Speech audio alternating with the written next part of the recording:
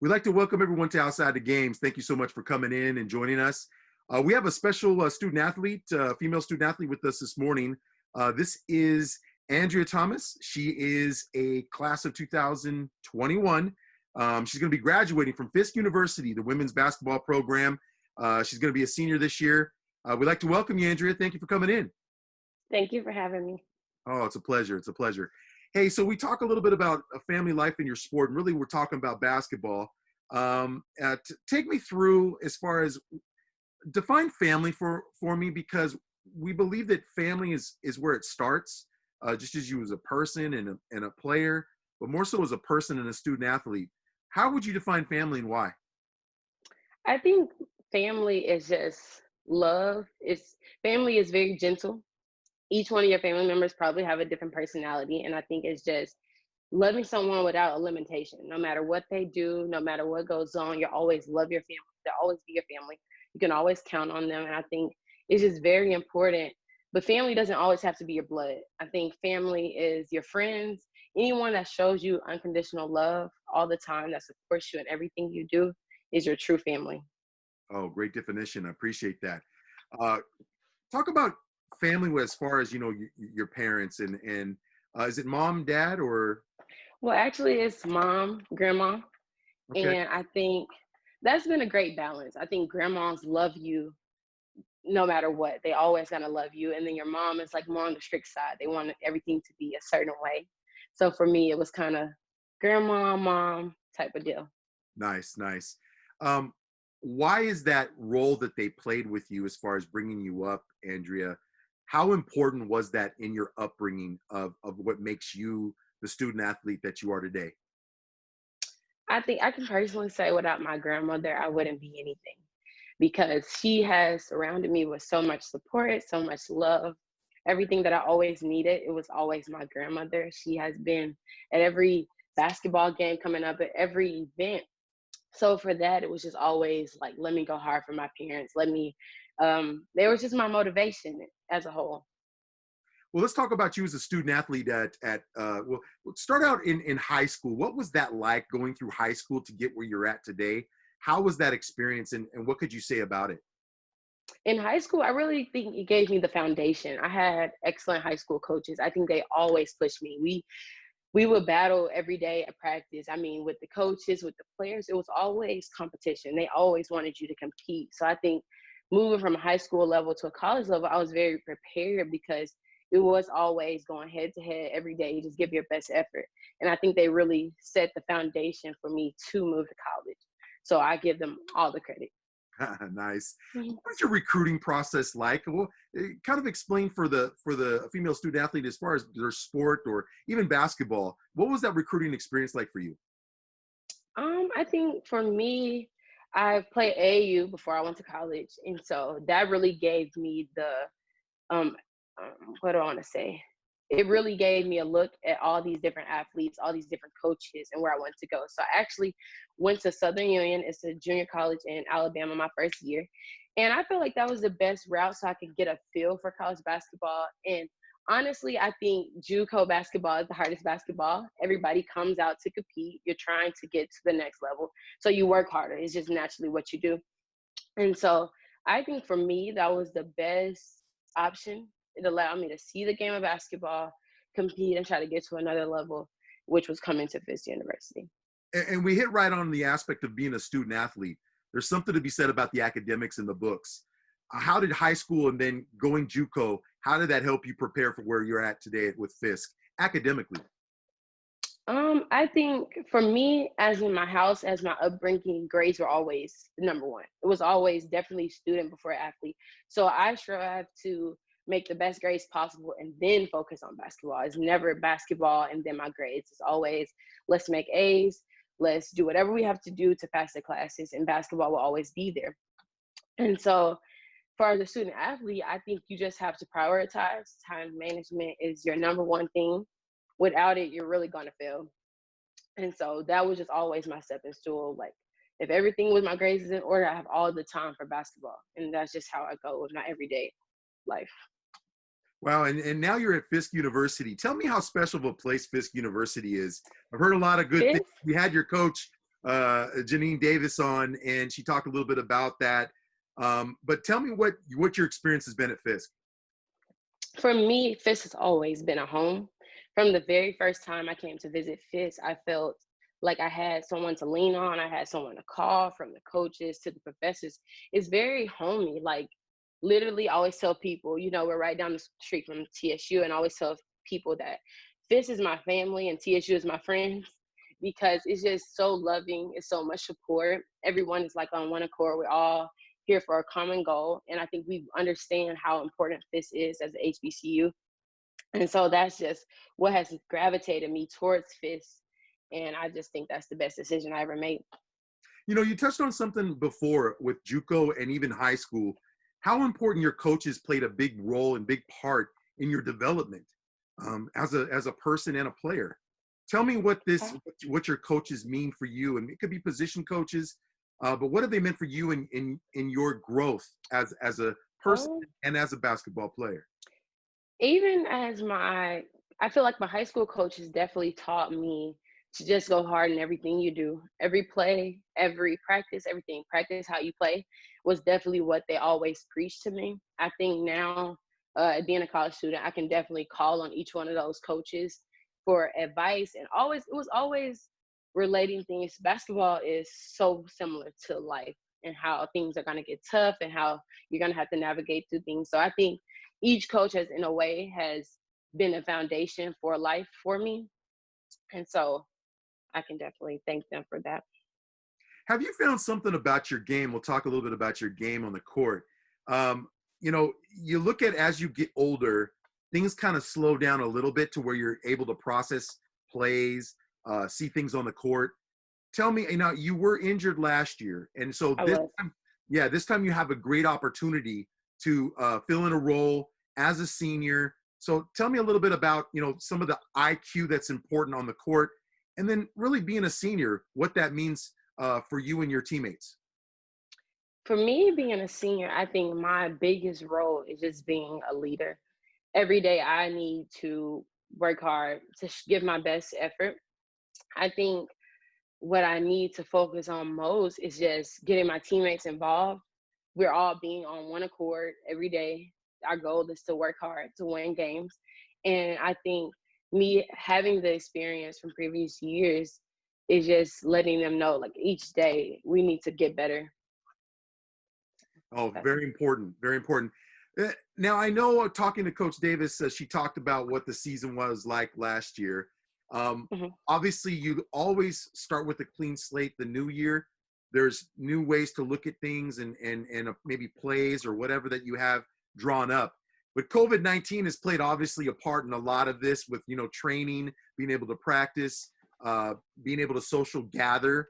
Uh, Mhm. Tell me some of these things that make it kind of difficult with you trying to, with the season coming up here pretty soon. Whew. So, I mean, we're not at school right now. Usually at a college level, you'll have summer workouts or something. So it's really about just being disciplined and knowing that I have to work out on my own every day. So that is the biggest thing COVID has messed up, kind of just not being able to gather as a whole team and having to just stay focused and know the common goal, which is in October. And so it's been very difficult to be disciplined and say, okay, well, I have to run today or I have to do this today. So COVID has kind of fixed that. You don't have anybody demanding that you go work out right now. I tell you, Andrea, let's go back to the academics part of it. A lot of times there's female student athletes that are they're playing high school basketball. They're looking to get to the next level. Can you help us a little bit to explain what they have to look forward to, kind of the process of going from that high school to college jump, and really how they need to be mentally, how their mental side of who they are needs to be as far as getting through college in the books, and what things do they need to look for to try to be better? Well, I would definitely say cherish all your high school moments, every game. Listen to your high school coaches, because college coaches aren't going to be so easy on you. I would say that pick a school that's going to definitely challenge you. mentally and physically. Don't go into a program just for basketball. I think college is much more than whatever sport you play.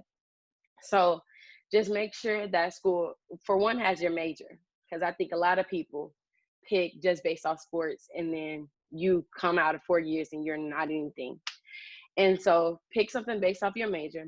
Be ready to work hard every day. Know that your time is not your time anymore. Know that when coach say practice is changed from 5 p.m. to 5 a.m., just be flexible, know what you're getting yourself into, and just be ready to work hard every day. Wow, sound advice. I appreciate that, Andrea. Um, we've seen a lot of. We'll talk a little bit about some things with regards to, and the athlete, the student athlete, is more than just the player. You guys, you have feelings. You ladies have feelings. You go through things, ups and downs. There can be economic situations. There can be social situations. We've seen a lot in the news with Black Lives Matter and how important that it's never really gone away. It's always been there, but we've seen more so of it because of the recent events with George Floyd. But there's a plethora of names in which we've lost. Take me through what it means for you as a student athlete to really be a supporter of Black Lives Matter and how you can have an impact in this cause. For me, this is a very touchy situation, but I think that Black people as a whole, we just have to stand for something or we'll fall for anything. And that means every day having a voice, voicing our opinions, going through, letting our voice be heard in this world where it's so silent. Um, Being a Black student athlete, I think it's very important that we get more top athletes to come to our institutions to be to set the foundation for where we're trying to go um, as a culture. As for the HBCU culture, I think getting more top athletes to say, okay, I'm gonna come to this HBCU is gonna be a bigger voice to make our institutions be seen. Because when you have these top athletes come to Black schools, I think that shifts the narrative for everyone. And so I just think it's the change has to happen now for the culture, for our world, for everyone. So we have to start somewhere. What kind of teammate is Andrea Thomas? Is she a fun teammate? Tell me a little bit about. Take us into what makes Andrea special. Andrea is determined to be great at everything that I do. Um, I want people to hold me accountable for things that I do, whether it's sometimes can be very difficult. I think it's not really so much how much talent you have as a player, it's just how hard you're willing to work. What, Andrea, tell us what goal, there's some goals you have for this year. And Okay. what are some goals that you want to get out of Fisk, out of your basketball career to finish it off in a nice way? What does that look like? Goals academically, I plan to graduate summa cum laude. As a basketball player, it's really just getting back on the court and playing consistently and being good at it. I plan to be one of the leading rebounders on my team this year and just being a leader in general. My goal is to be a leader that everyone feels comfortable talking to me as a graduating senior, be more involved in everything that I do on campus and just give my all at everything. Andrea, tell me what it's like. Let's go to your injury. Now, injuries are never fun. They're never fun. Things are going well, and then you get injured, and it's like a setback, right? Tell me what it does to a student athlete mentally and physically when it comes to an injury, and how a person bounces back from an injury that you had. I think suffering from an injury, you just have to know yourself. You 100% will not be the same player you was before, no matter what you do. And I think you just knowing who you are, what you can be, and really just tapping into that. Very mentally, on the mental side of it, you'll probably be very depressed. Well, that was for me. Coming from doing certain things and then all of a sudden I just can't do that anymore. And so it's a process of knowing that maybe not right now, but if I work hard, I can get back to that. And just not giving up on yourself. I think a lot of people around you will say, well, she can't do that, she can't do this, because they're only looking at the right now. But I think if you constantly work, it's going to come back to you. And just stay, keep grinding, grind everything out, because you can get back to who you were. Is it sometimes hard though? The confidence is there's an effect. It has the injury has an effect on the confidence that you have within your limb or any body part. So how hard is that to try to be confident, to know that, hey, I injured this part of my body, I have to be confident that I'm coming back full strength. I have confidence to put maybe my weight on on that certain injury. How is that? Who, as far as confidence, I feel like it is extremely low. Even for me, I'm now a year after ACL surgery, and maybe I go up for a rebound and I'm shaking, and then I'm like, well, I shouldn't try that again.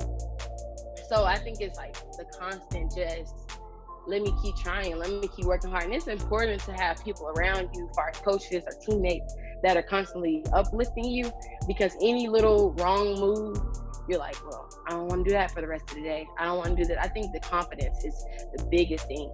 Your leg, your arm, whatever is hurt is better. But it's really just mentally, it's a mind game that you're constantly playing. And once you get over that hump, I think you'll be okay. Wow. Sound words from a senior at Fisk University.